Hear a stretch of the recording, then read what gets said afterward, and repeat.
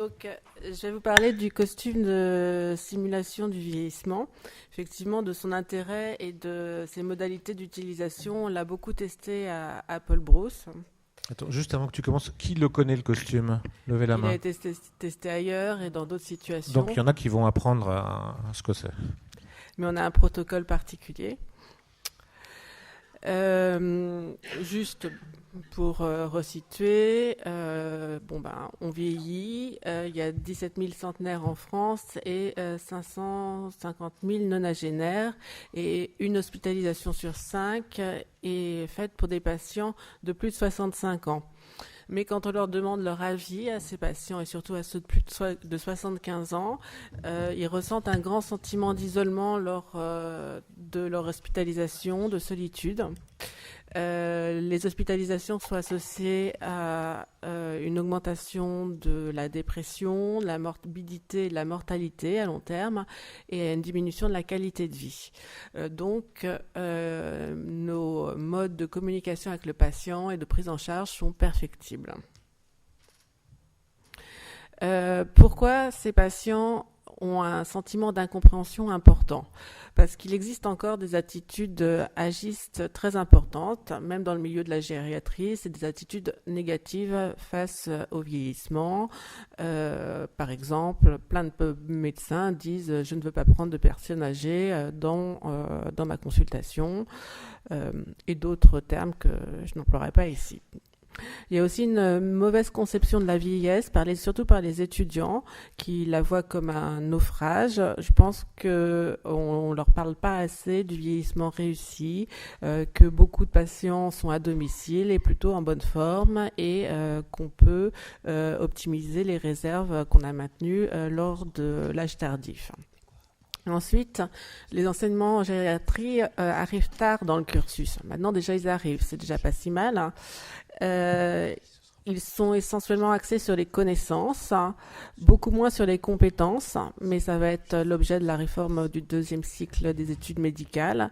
Les compétences, elles sont basées sur des nouvelles technologies, des jeux de rôle, des mannequins, et le costume du vieillissement en fait partie, c'est un aging game, comme on dit. Et puis, il y a probablement un manque d'éducation interprofessionnelle, moins de communication entre les différents intervenants.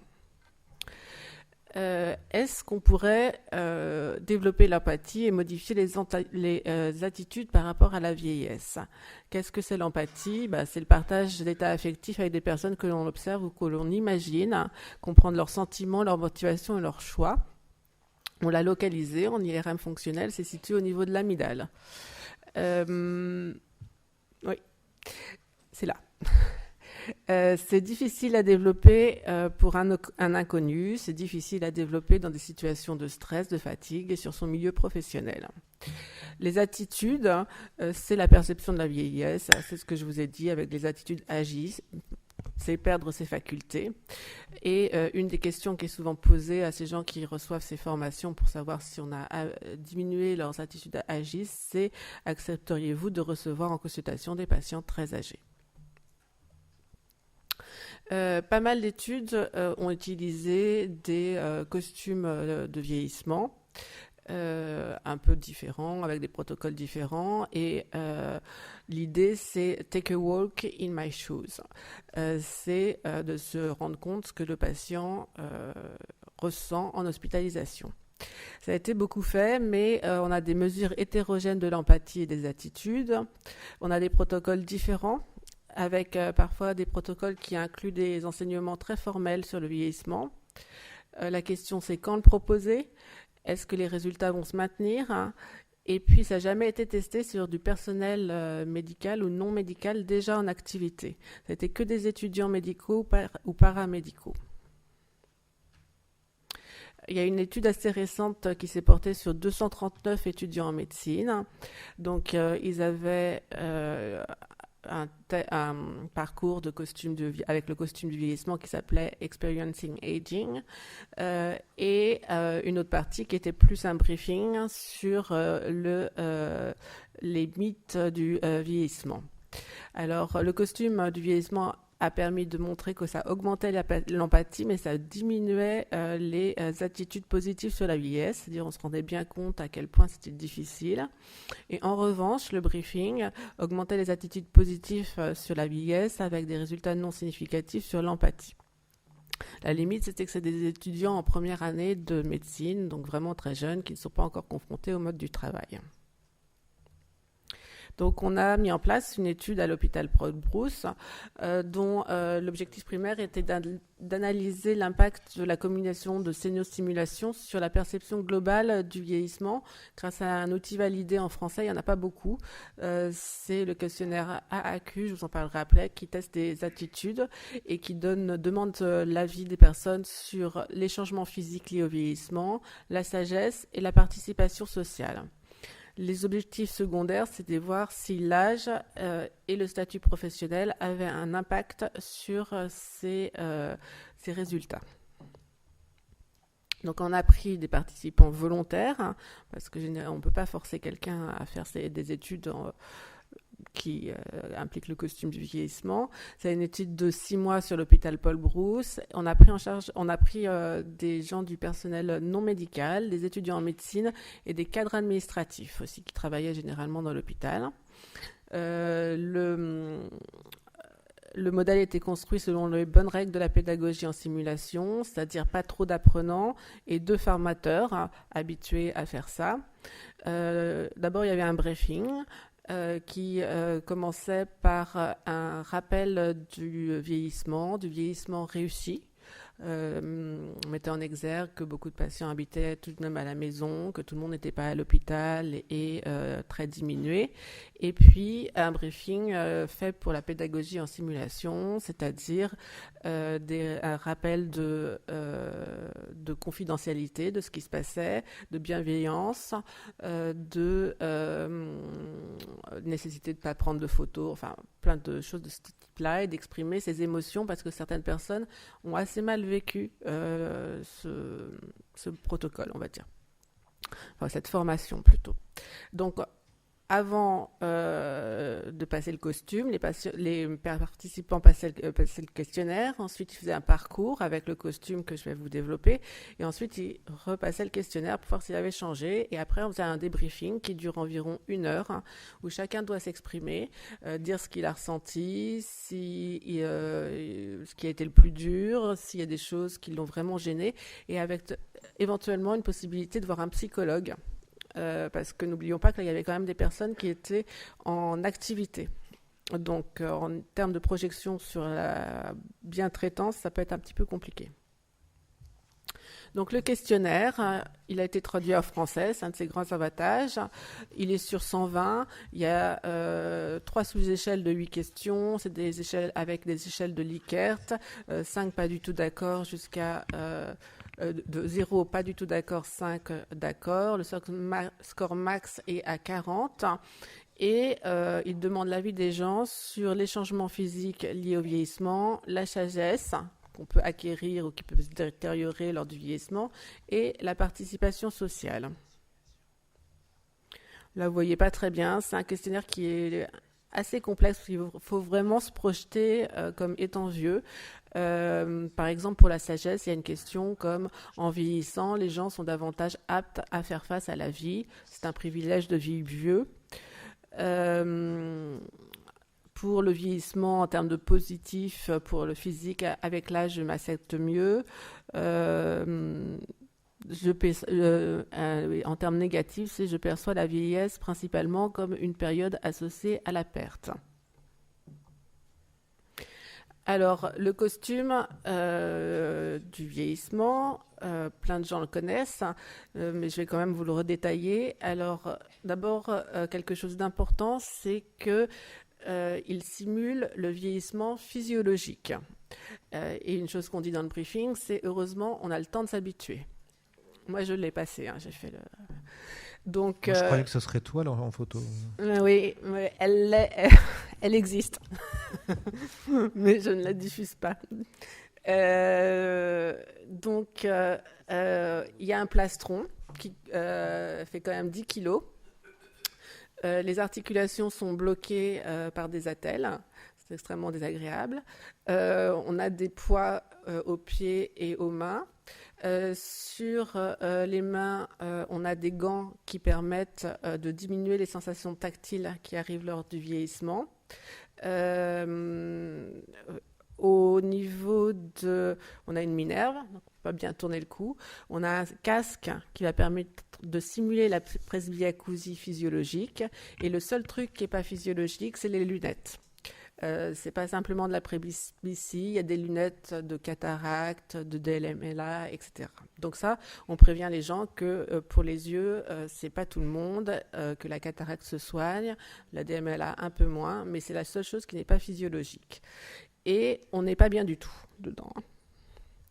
Alors, le scénario, il a été élaboré en groupe, entre nous, un groupe pluridisciplinaire de gens qui travaillaient à l'hôpital, et selon les revues de la littérature, et on a mis en place quelque chose qui nous semblait adapté au parcours d'un patient qui est pris en charge en gériatrie. Donc, on a mis les apprenants dans une ambiance bruyante avec le casque, donc ils n'entendaient pas grand-chose, et les formateurs ou même tout le groupe se mettaient à parler entre eux. Ça, c'était pour se rendre compte à quel point on peut se sentir isolé quand on n'entend rien, ou pas grand-chose. Après, on faisait descendre les escaliers assez rapidement et monter également assez rapidement avec les attelles, c'est difficile, avec des gens qui passent autour, ça fait assez peur. Bon, personne n'est tombé. On y avait l'épreuve de trouver sa chambre. On disait à quelqu'un, voilà, vous êtes chambre 246, droite, gauche à partir du palier, et trouver l'endroit. Peu de gens la trouvaient. Ensuite, une fois que les patients étaient dans leur chambre, il y avait deux chambres toujours réservées pour pouvoir faire cette formation. On leur disait, mettez-vous par terre et relevez-vous. Donc il y a des techniques, hein, mais c'est difficile. On leur faisait subir, entre guillemets, l'épreuve d'attendre, c'est-à-dire on leur disait, attendez 2 minutes, je vais chercher quelque chose, regardez par la fenêtre. On partait généralement 5 minutes, mais pas plus, et le temps semblait très très long.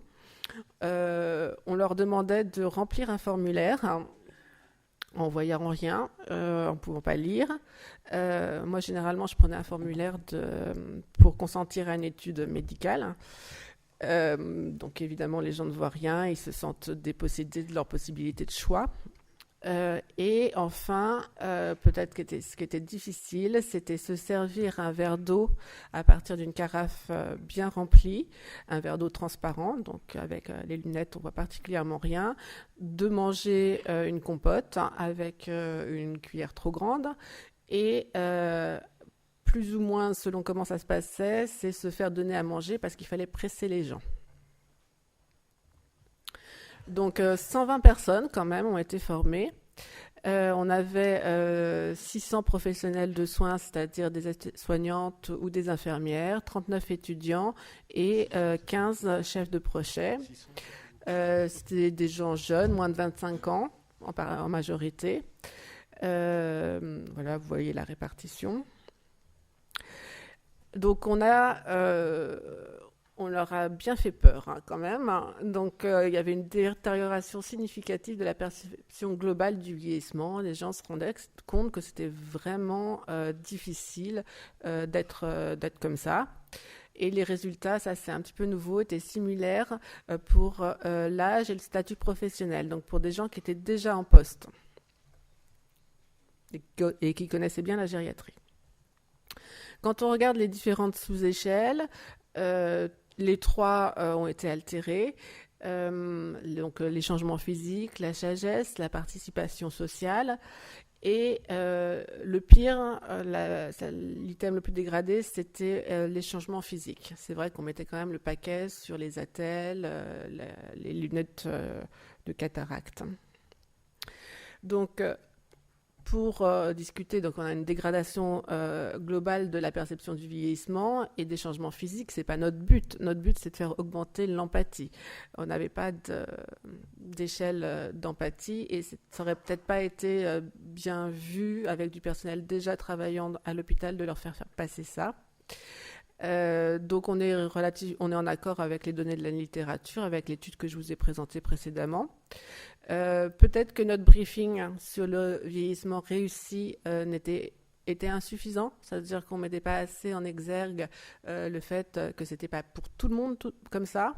Peut-être que nos mises en condition étaient trop fortes, enfin, ça on le dira après à la suite de l'étude, parce qu'on était quand même dans des conditions qu'on avait choisies intra-hospitalières et que tous les participants connaissaient, en fait. Donc c'était plus facile de se projeter.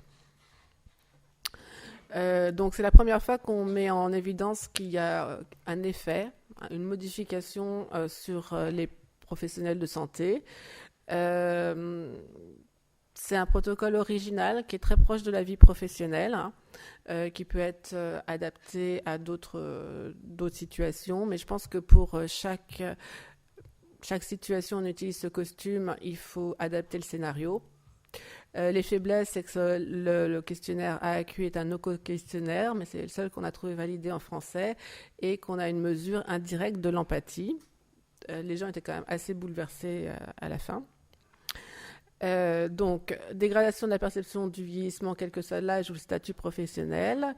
Est-ce qu'on augmente l'empathie ? Ils nous ont dit que oui, mais on n'avait pas d'échelle d'empathie. On a prévu de rajouter un briefing plus positif sur le vieillissement réussi. Et la vraie question, c'est est-ce que ça améliore les pratiques professionnelles ?